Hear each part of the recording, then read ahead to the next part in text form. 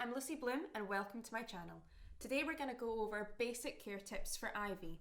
That is English or European ivy or Heterohelix if you're feeling quite fancy. We're going to do basic care tips and propagation. So let's get going.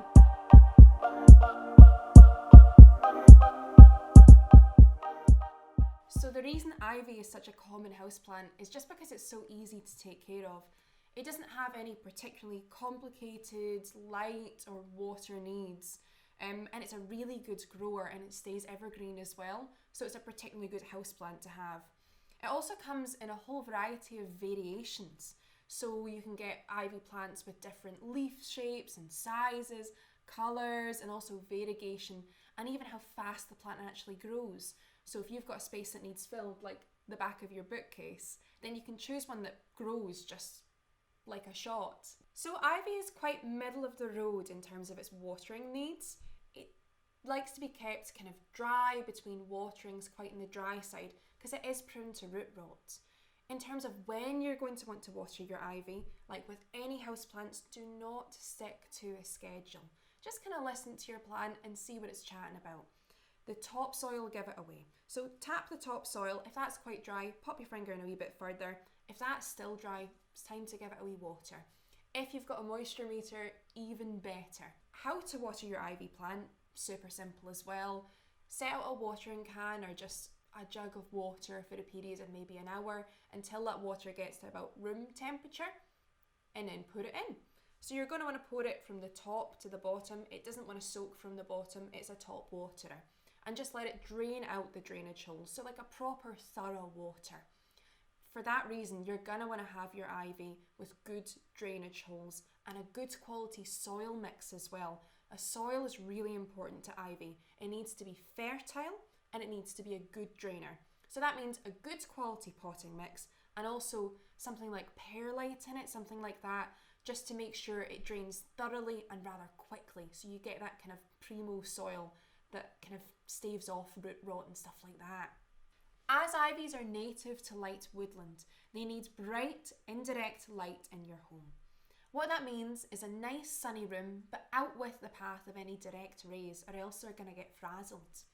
They can tolerate shade, however. You just need to remember to check in with your ivy. So if you see any yellowing leaves, any leaf drop, any kind of red flags like that, it means it's not thriving in that environment and you need to get it out. Another way, if it's a variegated variety, is to check in and see if it's got any new leaves. If those new leaves have lost the variegation, that means it's not doing well in that environment and needs to get out as well. That's because variegation can only be stimulated, can only be generated in a new leaf if it's got enough light to make it so. If you want to propagate your ivy, it is so simple. Honestly, it's very, very simple. You're literally cutting wee bits off your ivy, sticking it in some kind of bottle and filling it with water, and there you go. A lot of people will tell you to use non-chlorinated water. That's relatively easy to come by. Just use a dechlorifying agent or leave your water out overnight, or otherwise boil your water and then let it cool down and use it.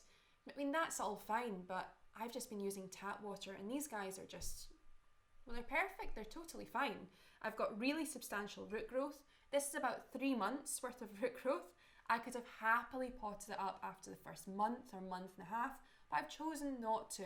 I think they're just quite cute little decorations to have around the house. So yeah, it's a very, very simple plant to propagate, and soon enough you're going to have hundreds of ivies. In terms of pests, ivies look pretty good to creepy crawlies, particularly spider mites. That's probably the number one creepy crawly of ivies. They sound pretty bad and they can infect both indoor and outdoor ivies. However, they're generally speaking quite easy to get rid of if you go about it the right way. The right way would be rinsing the ivies using soap and water or something like neem oil, and that generally speaking will get rid of the infestation pretty sharpish. I've personally not had any problem with infestations of ivies. However, I have had problems in the past with root rot. I'm a recovering overwaterer, and I've had many ivies suffer while I've been looking after them. What root rot is when you water an ivy too much and the roots essentially just start to kind of disintegrate and become a wee bit kind of gross. These are some signs that you're overwatering your plant. If you go and check in and you see yellow leaves, if you see the vines drooping, if you see brown around the leaves or getting slightly crispy, you're overwatering your plant.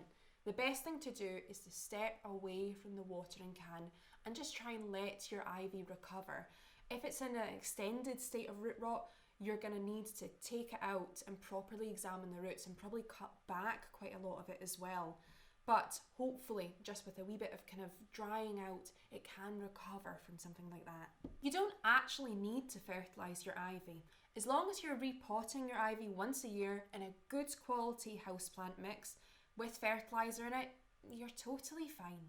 But if you do want to fertilise them just to kind of spur on a wee bit of extra growth, that's fine too.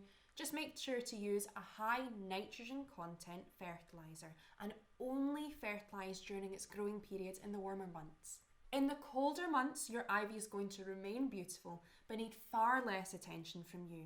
That means stop watering it as much, don't fertilise it at all, and don't expect much or any growth from it. But you can always plant your ivy outside or take it outside. My recommendation is to keep it in a pot though. Ivies are such fast growing plants and they're invasive to many places in the world, including the USA, Australia and New Zealand. They grow really fast and they totally take over, and they're climbers as well that are really hard to get rid of. So just keep it in a pot. There you have it, everything you need to look after your English ivy. Thank you so much for watching my video. If you've got anything to say, any comments or questions, just leave them down below and I'll get back to you. Until then, subscribe and have a lovely day. Bye!